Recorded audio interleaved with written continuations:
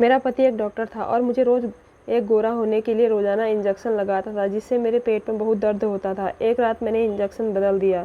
मैंने उस रात सोने का बहाना किया। फिर जो मेरे पति ने मेरे साथ किया, ऐसा दुश्मन भी नहीं कर सकता, क्योंकि मेरा पति मेरे साथ अंकल और आंटी का बेटा अनीस अमेरिका से डॉक्टरी पढ़ के आया था, जो पूरे ख़ानदान में धूम मच गई थी। हर पार्टी, हर शादी में, हर जगह सिर्फ शांति आंटी की बेटे की बात हो रही थी।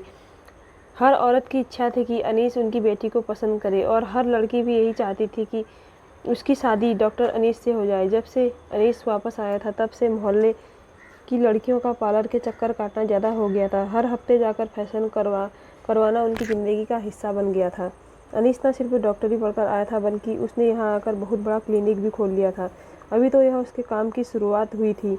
वो आगे कितना पैसा कमा सकता था, इसका अंदाज़ा लगाना बहुत आसान था। हमारे ख़ानदान में सिर्फ मैं ही एक ऐसी लड़की थी जो अनीस से शादी के सपने नहीं देख रही थी। इसलिए नहीं कि मुझे उसमें कोई दिलचस्पी नहीं थी, बल्कि इसलिए क्योंकि मुझे मालूम था कि वह कभी भी मेरा नहीं हो सकता, और ना ही वो मेरे बारे में सोचता होगा, क्योंकि मैं एक सांवली और लंबी सी लड़की हूँ। लेकिन सांवले रंग ने मेरी खूबसूरती पर जंग लगा दिया था। वो भला क्यों मेरे ख़ानदान की गोरी चिट्टी लड़कियों को छोड़कर मुझसे शादी करेगा? जो चीज़ मुमकिन ही नहीं थी, उसको सोच सोच कर मैं खुद को हल्का नहीं करना चाहती थी। ख़ानदान की बाकी लड़कियां मुझसे ज़्यादा पढ़ी लिखी, पैसे वाली थी। हम लोग थे जो मिडिल क्लास में आते थे।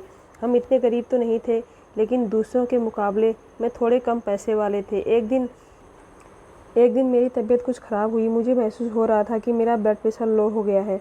मैंने अपनी माँ से कहा कि मेरी तबीयत ख़राब है, मुझे डॉक्टर के पास जाना है। तो मेरी माँ ने मुझे अनीस के क्लिनिक में ले गई। मैंने अपनी माँ से कहा कि आप मुझे यहाँ क्यों लाई हैं? आप अच्छी तरह जानती हो कि उनकी फ़ीस बहुत ज़्यादा है। मेरी माँ ने कहा कि मैं पैसे साथ लेकर आई हूँ। मेरा उद्देश्य सिर्फ इतना है कि इसी बहाने अनीस तुम्हें एक नज़र देख ले। क्या पता तुम उसको पसंद आ जाओ। अपनी माँ की बात सुनकर तो मैं हैरान हो गई थी। वो इतना दूर का सोच रही थी। मैंने मम्मी से कहा कि हम किसी दूसरे क्लिनिक में चलते हैं, लेकिन मम्मी हट कर ली थी कि यहाँ से ही ब्लड प्रेशर चेक करवाना है। जब हम लोग अंदर गए तो मेरी मम्मी ने अपना परिचय करवाया कि वो अनीस के पापा के दोस्त की पत्नी है। यह सुनकर अनीस को याद आ गया। उसने कहा कि जी, मैंने आपको पहचान लिया है, मेरी याददाश्त बहुत अच्छी है। फिर मेरी माँ ने मेरा परिचय करवाया कि ये मेरी बेटी है। इसकी तबीयत कुछ ठीक नहीं थी। अनीस ने एक नज़र मुझे देखा और फिर मेरा ब्लड प्रेशर चेक करने लगा। हालांकि उसके ऑफिस में दाखिल होने से पहले ही उसकी असिस्टेंट ने मेरा ब्लड प्रेशर और वज़न चेक कर चुकी थी, और पर्ची भी मुझे दे दी थी जिसमें मेरा ब्लड प्रेशर रिकॉर्ड था। लेकिन मैं सोच रही थी कि अनीस फिर से मेरा ब्लड प्रेशर क्यों चेक करने लग गया है। उसने एक नज़र मेरी आंखों में देखा और हम दोनों की नज़रें चार हुई। उसने मुझसे कहा कि आपका बीपी लो है। उसने मुझसे दवाई लिख कर दी और थोड़ी बहुत मेरी माँ से बातें की, और हम वहाँ से वापस आ गए। लेकिन सारी रात अनीस की नज़रों ने मुझे सोने नहीं दिया। उसकी नज़रों में कुछ अजीब सा था, जैसे मैं समझ नहीं पा रही थी। लेकिन मुझे झटका तब लगा जब 2 दिन बाद अनीस का रिश्ता मेरे लिए आ गया। मुझे हैरानी हुई थी और खुशी भी हुई थी। उसने एक नज़र मुझे कहा कि वह बाहर से आया है और यहाँ के लोगों की तरह हुस्न का पुजारी नहीं है, बल्कि तुम तो बहुत हसीन हो। सिर्फ रंग ही सांवला है, काला भी नहीं है। वो समझदार लड़का है। उसने ज़रूर तुम में कोई ख़ास बात नोट की है। वो आम लड़कों की तरह गोरे रंग को चाटने वाले में से नहीं है। मेरा रिश्ता अनीस से तय हो गया। पूरे ख़ानदान में यह खबर जंगल की आग की तरह फैल गई और हर जगह बातें होने लगी कि अनीस ने कैसी लड़की पसंद की है अपने लिए। इतनी खूबसूरत पढ़ी लिखी लड़कियों को छोड़कर उसने एक सामान्य कम पढ़ी लिखी लड़की को पसंद किया है। यह बातें करके पूरे रिश्तेदारों में किसी को भी अच्छी नहीं लगी थी। सबका मूड ख़राब था। लेकिन हमारे घर में तो जैसे खुशी की लहर दौड़ गई थी। मेरे घर वाले भी खुश थे और मैं भी बहुत खुश थी, क्योंकि अनीस मुझे मैसेज करके कहा था कि मुझसे पहली नज़र में ही मोहब्बत का शिकार हो गया था। उसे मेरी आंखें बहुत पसंद आई थी। उसने मुझसे कहा कि तुम जैसी ही लड़की की तलाश थी, और मुझे मम्मी की बातों पर विश्वास होने लगा कि वो बाहर से आया है, और बाहर के लोग कोई खास ही चीज़ लड़कियों में नोट करते हैं, ना कि सिर्फ खूबसूरती देखते हैं। खैर, मैं बेफिक्र हो गई थी। शादी की तैयारियां शुरू हो गई। अनीस की माँ ने साफ साफ कह दिया था कि उन्हें हमसे कुछ भी नहीं चाहिए। खुदा ने अनीस को सब कुछ दे रखा है, इसलिए सब कुछ अनीस खुद ही करेगा। यहाँ तक कि मेरे शादी के जोड़े भी अनीस की तरफ से भेजे गए। वह भी एक से बढ़कर एक डिजाइनर थे। लाखों में मेरी शादी के कपड़े तैयार करवाए गए थे और जेवरात के नाम पर कई तोला सोना चढ़ाया गया था। रिश्तेदारों के तन बदन में जैसे आग लग गई थी। हर कोई अनीस को अकल का अंधा कह रहा था, जिसने बिना कुछ सोचे समझे मुझसे शादी के लिए पसंद कर लिया था। मेरी माँ ने भी रिश्तेदारों को आग लगाने में कोई कसर नहीं छोड़ी थी। शादी के एक रात पहले सारे खानदान को जमा करके सभी कपड़े उन्हें दिखाए थे। कुछ रिश्तेदारों ने तो ढके छुपे आवाज़ में माँ से पूछ भी लिया था कि तुमने कौन सा जादू लड़के पर करवाया है जिससे कुछ दिखाई नहीं दे रहा है। किसी को मेरा और अनीस का रिश्ता हजम नहीं हो रहा था और ऐसे ही हमारी शादी का दिन भी आ गया। मेरा अनीस का 7 फेरा हो चुका था और मैं अनीस के साथ दुल्हन बनी स्टेज पर बैठी हुई थी। जब अनीस की बुआ की बेटी स्टेज पर आई और उसने ऐसी बात कही कि मेरी आंखों में आंसू टपकने लगे। वो अपने शब्दों में मेरा मजाक उड़ा रही थी और साथ ही अनीस से कह रही थी कि तुम्हारी पसंद को क्या हो गया है, कि अनीस ने मुझसे क्यों चुना है। लेकिन ये बात सिर्फ मैं ही जानती थी कि अनीस को मुझसे पहली नज़र में प्यार हो गया था। विदाई का वक्त हो गया था और मैं विदा होकर अनीस के बड़े से घर में चली आई थी। मैं पहली बार उसका घर देख रही थी और यह देखकर मेरी आंखें खुली रह गई कि अनीस का घर किसी शानदार महल से कम नहीं था। ऐसा लग रहा था जैसे वह करोड़ों रुपये कमाता हो। दिल में सोचने लगी कि डॉक्टर लोग तो बड़े ही पैसे वाले होते हैं, गरीबों का खून निचोड़ लेते हैं और अपना महल तैयार कर लेते हैं। लेकिन ये तो मुझे बहुत बाद में पता चला कि ये महल कैसे बना हुआ था। मुझे मेरी सास यानी अनीस की माँ ने अनीस के कमरे में बैठा दिया था। अनीस की बुआ की बेटी की बातें अभी तक मेरे अंदर गूंज रही थी और मेरे अंदर एक आग सी जल रही थी। कमरे में एसी की ठंडक होने के बावजूद भी मुझे अपना सर सुलगता हुआ महसूस हो रहा था कि अनीस की बुआ की लड़की ने ये क्या कह दिया। ये तुम्हारा टेस्ट इतना ख़राब कैसे हो गया। अनीस ने उसे 1-2 शब्द कहे और वो खुद ही स्टेज से नीचे उतर गई। लेकिन मेरा आज का दिन खराब हो चुका था। मैं सर झुकाए बैठी थी और यह सोचकर इस सर में से ज़मीन की तरफ देखी जा रही थी कि अनीस से किस तरह नज़रें मिला पाऊंगी। मैं जान रही थी कि भगवान ने मेरी किस्मत कितनी रोशन लिखी थी। अनीस मेरा हमसफ़र बन गया था। लेकिन थोड़ी ही देर बाद अनीस कमरे में चला आया और मेरा चेहरा देखते ही मेरे अंदर की बात समझ गया। क्या बात है रोशनी, तुम क्या अभी तक खुशबू की बात को लेकर बैठी हो। मैं एक नज़र से अनीस की तरफ देखा तो वह कहने लगे, मोहब्बत ऐसी ही होती है, महबूब के बिना कहे उसकी हर बात समझ जाती है। अनीस की लहजे में मोहब्बत की चाशनी घुली हुई थी और मैं अपनी खुशनसीबी पर दिल ही दिल में खुश हो रही थी। तुम फिक्र ना करो रोशनी, तुम्हारी ज़िंदगी की ये परेशानी मैं जल्द ही दूर कर दूंगा। कोई तुम्हारे रंग को लेकर तुम्हें कमज़ोर नहीं समझेगा। आजकल तो इतने इलाज आ गए हैं कि कुछ इंजेक्शन से ही तुम्हारा रंग निखर जाएगा। लेकिन मैं तुम्हारी आंखों में आंसू नहीं देख सकता, इसलिए मैंने सोच लिया है कि मैं रंग गोरा करने वाली इंजेक्शन के ज़रिए तुम्हें दूसरी लड़कियों की तरह हसीन बना दूंगा। मैंने अनीस की तरफ देखा, क्या ये मुमकिन है कि मेरा रंग भी निखर जाएगा, दूसरी लड़कियों की तरह गोरा हो जाएगा। अनीस मुस्कुराकर कहने लगा, यह दौर अलग है, अब तो कुछ भी नामुमकिन नहीं है। जिसके पास पैसा है वह सब कुछ हासिल कर सकता है। लोग तो सर्जरी के जरिए अपनी कोख तक बदलवा लेते हैं, तुम्हारा तो सिर्फ रंग गोरा करना है। अनीस ने मुझसे वादा कर लिया कि वह अगले दिन से ही मेरा इलाज शुरू कर देगा। मैं ख्यालों में खुद को खुशबू से कहीं ज़्यादा हसीन महसूस कर रही थी। वो जो मुझसे मेरे पति की नज़रों में गिराना चाहती थी, मैं अब उससे बदला लेना चाहती थी। अनीस ने मुझे बहुत अच्छे से मुझे अपना लिया था और उसका साथ पाकर मैं बहुत खुश थी। अनीस से मिलकर ऐसा लगता ही नहीं था जैसे वह अमेरिका से पढ़कर आया है। ना उसे चेहरे पर गुरूर था और ना ही उसकी बातों में अमेरिका की पढ़ाई का नशा। वो तो एक सीधा साधा आम सा इंसान था जो मेरी मोहब्बत में पूरी तरह मेरा हो चुका था। शादी के अगले दिन ही अनीस ने मुझे बताया कि उसकी अपने डॉक्टर से बात हो गई है। मुझे रोज़ रात को एक गोरा होने वाला इंजेक्शन लगेगा और 1 हफ्ते में फ़र्क दिखने लग जाएगा।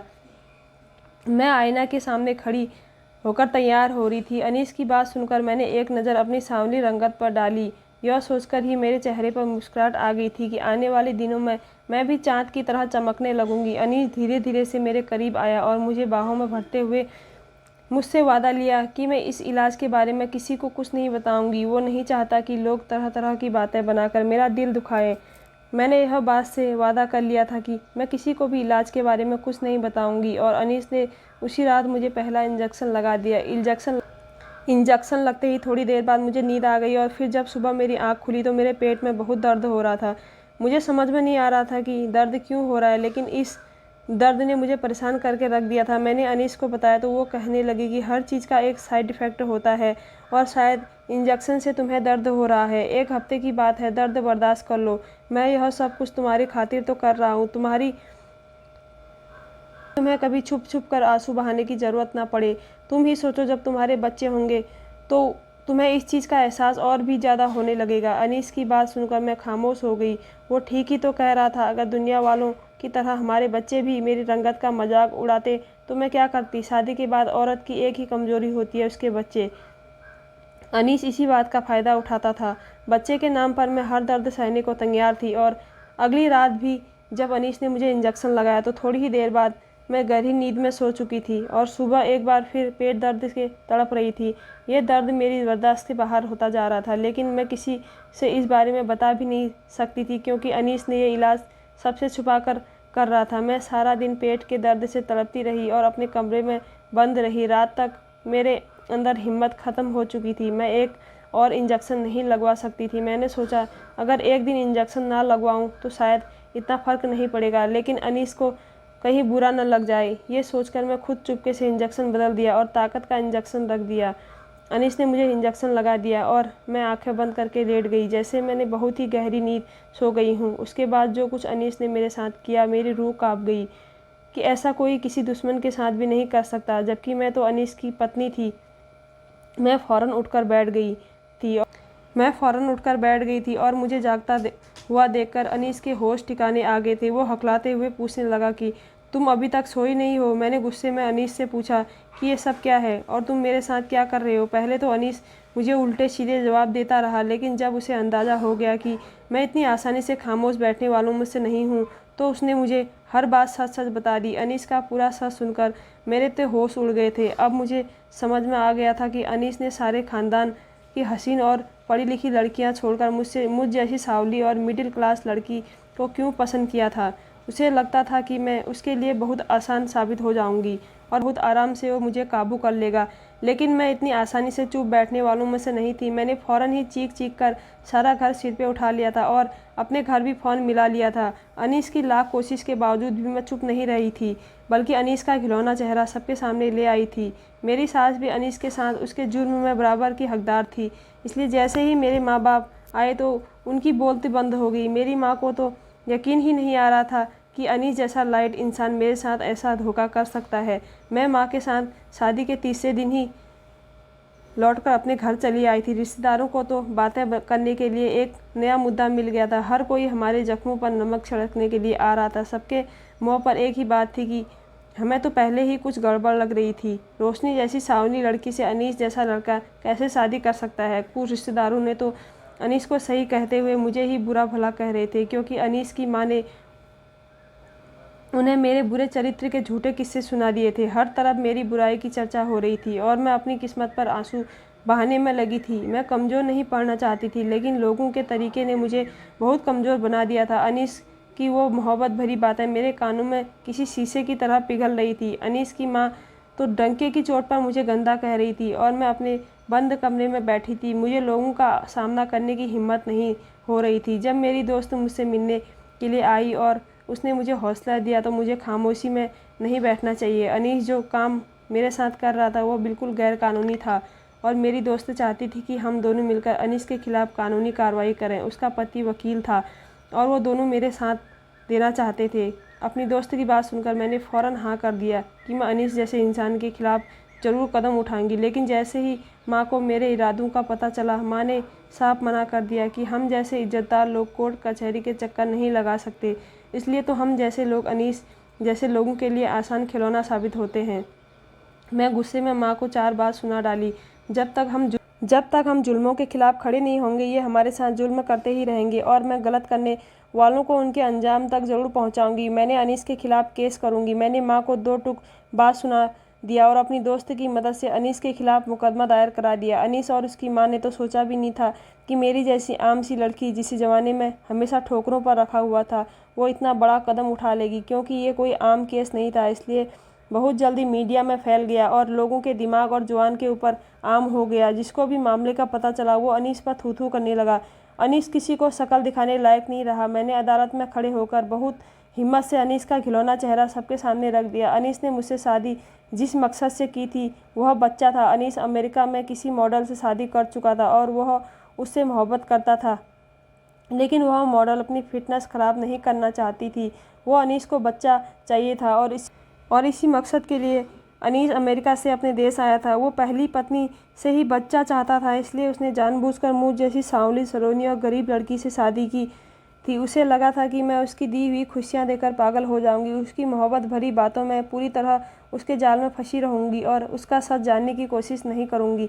लेकिन जिस रात मैंने इंजेक्शन बदलकर सोने का ड्रामा किया, उस रात ये सच्चाई मेरे सामने आई। दरअसल वो मुझे इस बात के लिए इस्तेमाल करना चाहता था कि उसे बच्चा तो अपनी पहली पत्नी से ही चाहिए था, लेकिन उस बच्चे के लिए वह मेरा जिस्म इस्तेमाल करना चाहता था। वो एक पूरे तरीके से अपना और अपनी पत्नी के बच्चे को मेरे जिस्म के अंदर तैयार करना चाहता था, ताकि बच्चा मेरे से पैदा हो, और जब वह बच्चा पैदा हो जाता तो वो दोनों उसे लेकर दोबारा अमेरिका चले जाते। इस तरह ना ही उनकी पत्नी की मॉडलिंग पर कोई असर पड़ता और ना ही उन्हें किसी और का बच्चा गोद लेना पड़ता। जिस दिन मैं बीपी चेक करवाने अपनी माँ के साथ अनीस की क्लिनिक गई थी, उसी दिन उसके जहन में यह बात बैठ गई थी कि मैं ही वह लड़की हूँ जो उसके बच्चे को अपने जिस्म में पाल सकती हूँ।